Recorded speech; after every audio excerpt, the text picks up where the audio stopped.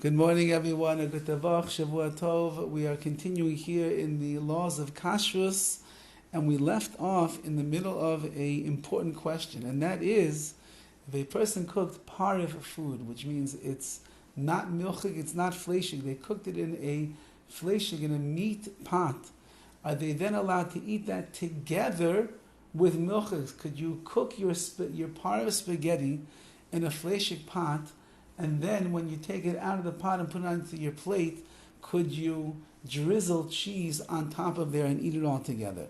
According to this second question, in the best way according to the law is, do not cook Pareve food in a meat pot if your intention is to eat it together with milk or dairy products. That's what we call lechanchila, the best possible scenario. Even b'diavad, meaning even after the fact, you already cooked Pareve food in a meat pot. Those that are Ashkenazi, not the Sfardim, will be Makor in this area, but the Ashkenazim are machmir. They are accustomed to being strict. Even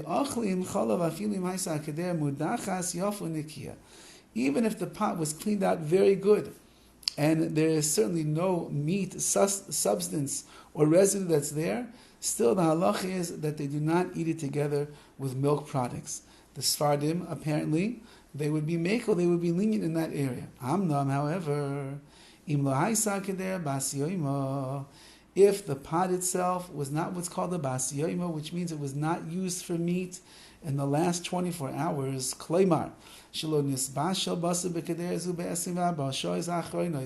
like it says, it was not used to cook meat, hot meat in there in the last 24 hours, then, even if according to the Ashkenazim, you would be allowed to eat the Pareve food that was cooked inside of there, together with chalav, together with dairy or milk products. Which means if you did in fact boil your spaghetti inside of a meat pot that has not been used for 24 hours, and then you want to end up putting cheese sauce on top of there, you would be allowed to. Now, tam hadavar, the reason is ki tam habalua b'kedera yosim yesim v'abar shois. When the flavor of a certain food is absorbed in the walls of the pot for more than 24 hours, for nifgam v'niskalkel, the taste has already lost its flavor, and it's already been what we would call damaged, so to speak. Ve'ein koichai le'esor tashel acher, it no longer has the power to give over the flavor that was in there to another food that's going inside of there. So now you have this pot that's more than 24 hours not used for hot Fleishig food, and therefore there's no positive flavor of Fleishig that's coming out of the walls of that pot going into the pasta. Now he qualifies. That's all if you already cooked this part of food in the meat pot. But nevertheless, the best way to follow this halach is you should not lechatchila from the get-go cook Pareve food in a meat pot, even if it has not been used for 24 hours. If your intention when you are cooking it is that you want to combine it together with milchig, with dairy, if you already did it after the fact, and now you decide, you know what, I'd like to have cheese with this, it'll be permissible. But to start off, I'm going to cook one thing in the Fleishig, in the meat pot, and I'm going to cook something else in the dairy pot and combine it afterwards, that lechanchila, which means in the best possible way, a person should not do. Ulam, however, if you don't have any other pots in the house that could cook it, for example, you don't have a big boiling pot to make the spaghetti that you want, you then would be allowed to cook this pasta in a pot that is a meat pot, as long as it's not bas yoma, as long as it's been over 24 hours since other meat was cooked inside of there. So it's really, we would call it in halacha like a Pareve pot. All of that is lecharchila about b'di'evet. But after the fact,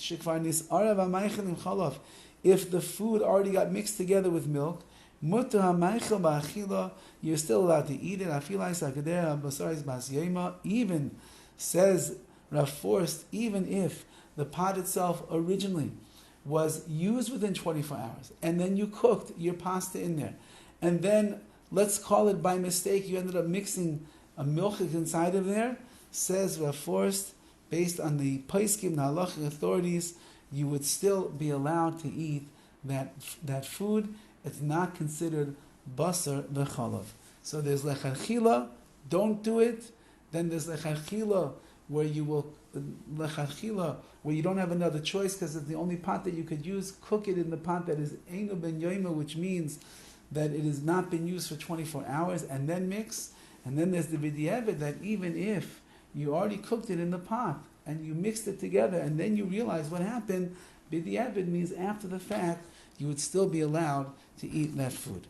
Major chedushim, major insights over here into the world of the halachas of basar v'chalav. Have a wonderful day.